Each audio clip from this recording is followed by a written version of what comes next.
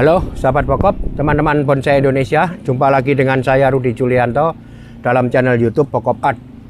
Teman-teman, pada kesempatan kali ini saya ingin sharing tentang bagaimana penanganan akar pada sebuah pohon sancang. Ini adalah pohon sancang ori, artinya dia tidak diokulasi dari batangnya wahong. Ini adalah Premna microphylla asli. Jadi pohon ini sudah dalam kondisi yang sangat matang, training dari setek 12 tahun lebih, sehingga sudah bisa dikatakan sebagai bonsai yang matang. Nah, bagaimana perawatan akar dalam kondisi pohon yang seperti ini? Saya akan sharingkan prosesnya, teman-teman. Sebelumnya saya informasikan bahwa sancang adalah sebuah ataupun sejenis pohon yang mempunyai perakaran yang sangat banyak. Artinya perkembangan akarnya itu sangat pesat berkembangnya, ya. Maka di dalam mengatasi semua itu, karena bonsai selalu ditanam di wadah yang minim, jadi untuk mengakali hal tersebut, saya memutuskan untuk perawatan pohon sancang. Menurut saya sebaiknya ditanam dengan cara seperti ini, yang biasa kita sebut istilahnya double pot, ya. Dari potnya 2. Tujuannya apa? Tujuannya agar perakaran yang berlebihan di dalam pot ini akan keluar menembus ke lubang pot di bawah. Jadi perakaran yang berlebihan ataupun setelah seluruh bidang dari pot yang asli ini atau pot yang potnya dia berlebihan, maka dia akan turun tumbuh ke bawah yang kita sediakan di media di bawah pot ini. Jadi itulah tujuannya, agar tetap terus akar dapat tumbuh dan tetap dapat menyuplai dengan baik kebutuhan apapun yang dibutuhkan untuk di atasnya. Lain dengan santiki. Santiki adalah karakter jenis pohon yang mempunyai perkembangan akar yang justru tidak secepat sancang. Artinya dia biasanya tumbuhnya normal, tetapi kondisi-kondisi tertentu juga dikehendaki oleh santiki, ya, seperti dia menghendaki kondisi yang dingin di medianya, sehingga pertumbuhan daun akan lebih baik apabila dia hidup di media yang dingin ataupun tidak panas, maksud saya. Nah, dalam mengatasi hal itu, saya sering menggunakan talang ataupun extension yang biasa saya pasang di atas permukaan tanah di bibir pot. Jadi saya tambah misalkan 5 cm atau 4 cm. Tujuannya apa? Tujuannya adalah untuk menciptakan kondisi di dalam pot tidak panas. Jadi dengan adanya penambahan pasir malang di atas media, itu kondisi yang di bawah extension tadi bisa diciptakan lebih tidak panas daripada langsung kena. Oleh karena itu akar santiki akan tumbuh dengan bagus. Tetapi hal itu tidak bisa saya lakukan pada sancang. Kenapa? Karena apabila saya lakukan, akar dari sancang ini akan naik, ya. Akar naik di atas, akan tumbuh di extension tersebut. Kalau santiki akarnya tidak mau, meskipun setahun 2 tahun kita diamkan dalam kondisi seperti itu, dia tetap akarnya akan turun di bawah. Pada waktu kita buka extensionnya usia 1 tahun, tidak ada akar di atas itu, karena memang kondisi yang lebih tidak panas yang dikehendaki oleh pertumbuhan akar. Sedangkan sancang tidak. Sancang meskipun panas dia mau tumbuh akarnya. Jadi nantinya dikhawatirkan apabila saya menambah extension di sancang akan merusak ini program-program akar yang sudah dilakukan. Maka jalan terbaiknya adalah menanam double pot seperti ini. Kemudian bagaimana cara merawat, artinya melakukan perawatan rutin agar sancang bisa tetap dalam kondisi yang baik, ya. Ini musim hujan, teman-teman. Musim hujan adalah masa di mana pohon sancang perlu diberikan ekstra pembasmi hama, karena kita tahu sancang adalah rentan rentan adanya hama.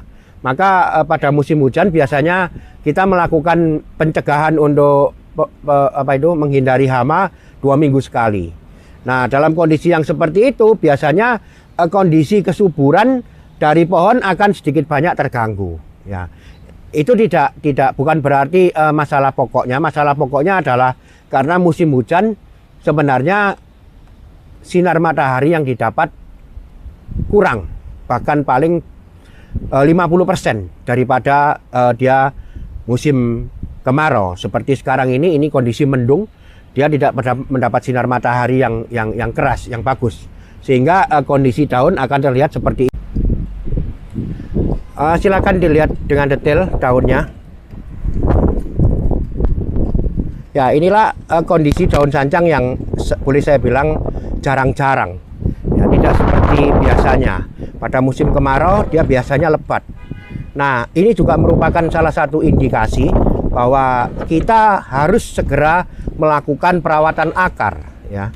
Harus segera melakukan istilahnya pembenahan akar. Jadi apa yang akan kita lakukan mengatasi kondisi seperti ini, inilah yang ingin saya sharingkan. Kita ikuti prosesnya bersama, teman-teman.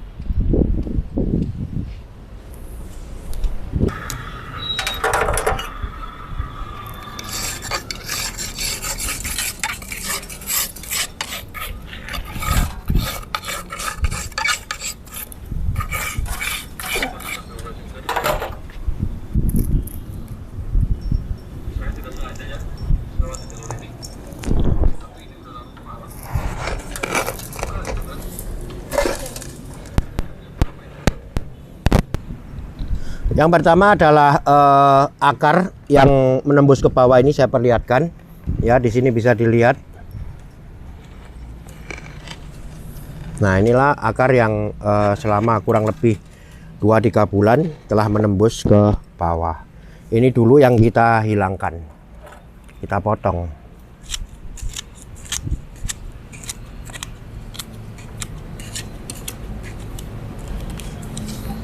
Perlakuan ini kita lakukan setiap 2 bulan, teman-teman. Ya, cuman kurang lebih dalam waktu 1 tahun ataupun 6. Kalau dalam kondisi yang jadi seperti ini, kemungkinan sekitar 8 bulan sampai 1 tahun baru kita lakukan bongkar akar secara keseluruhan. Ya, perawatan rutinnya setiap 2 bulan akar yang di bawah ini kita potong. Setiap 6 sampai 8 bulan kita bongkar akar yang di media sini untuk dilakukan pemotongan akar pula, karena sudah dirasa terlalu sangat banyak sekali akarnya.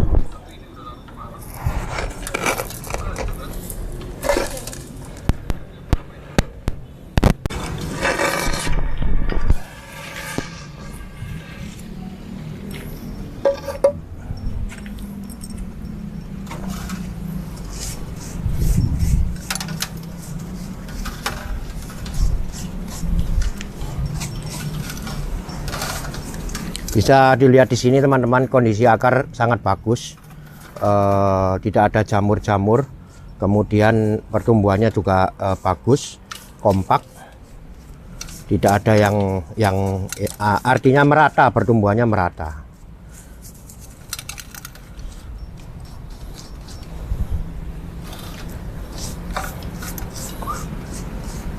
Nah, dalam hal atau kondisi seperti ini saya tidak perlu untuk melakukan pembongkaran media secara 100% keseluruhan. Jadi tetap saya menyisakan adanya root ball.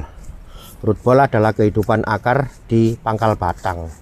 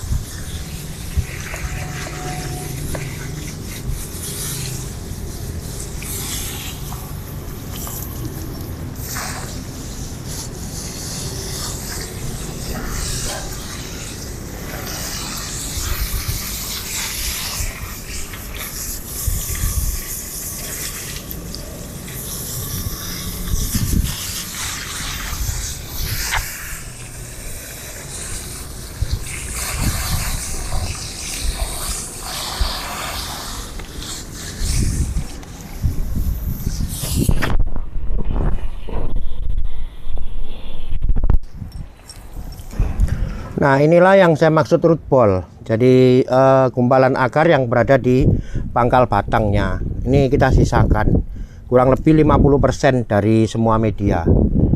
Ya, sekarang yang kita buang adalah akar-akar yang melebihi dari root ball-nya. Nah, ini kita potong. Mungkin perlakuan ini lebih apa namanya, terkesan berbahaya ataupun mempunyai resiko yang tinggi. Tetapi sebenarnya ini justru sebaliknya. Ini adalah perlakuan yang dikehendaki oleh pohon sancang. Ya, cuci akar, kemudian potong akar rutin. Inilah apa namanya, kondisi yang dikehendaki pohon sancang. Tetapi tidak dilupakan, habis saya potong akar, saya akan pruning daunnya untuk dikurangi. Jadi perlakuannya sama seperti adeng putri, beringin. Apabila kita melakukan pemotongan di bawah atau akar, maka atas juga harus dikurangi. Nah, cuman begini teman-teman. Setelah ini kita tanam ulang lagi. Ya, ini adalah pasir malang yang kita tambahkan furadan.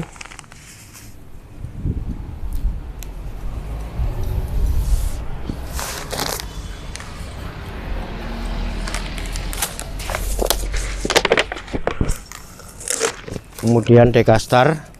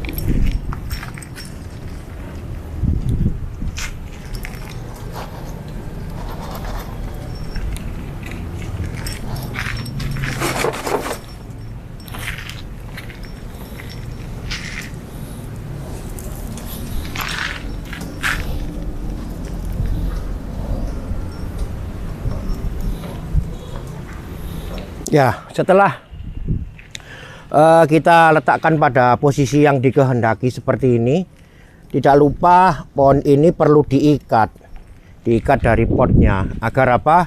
Agar kalau misalkan in case terjadi guncangan ataupun miring-miring, pohonnya aman.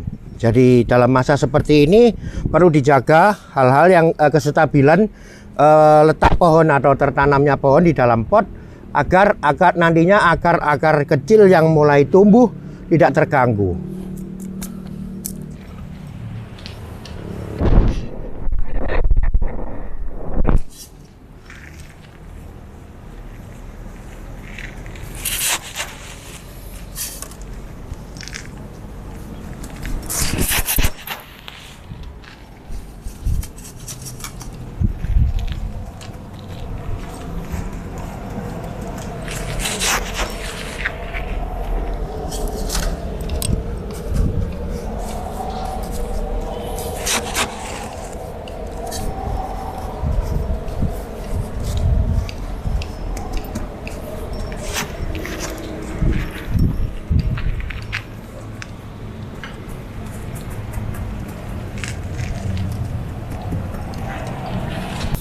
Ya, ini sudah selesai, teman-teman. Jadi inilah yang saya maksud, membuat bonsai itu tidak hanya membutuhkan skill dalam stylingnya saja, tetapi cara merawat, kemudian mempertahankan bentuk, kemudian memberikan pupuknya kapan, kemudian cara ganti akarnya, cara perawatan akarnya bagaimana, dan lain-lain. Semua mempengaruhi ataupun mempunyai peran untuk mendapatkan hasil yang maksimal. Ya, jadi sekali lagi, tanpa adanya proses kesehatan, pohon tidak akan bisa diproses, tidak akan bisa mempunyai progres desainnya. Oke teman-teman, ini semoga bermanfaat. Tetap ikuti terus channel YouTube Bokop Art untuk segala info, teknik, dan sharing saya membuat bonsai. Tetap semangat, mari kita berkarya, karya bonsai Indonesia, bonsai tropis konsepnya Bokop. Salam Bokop.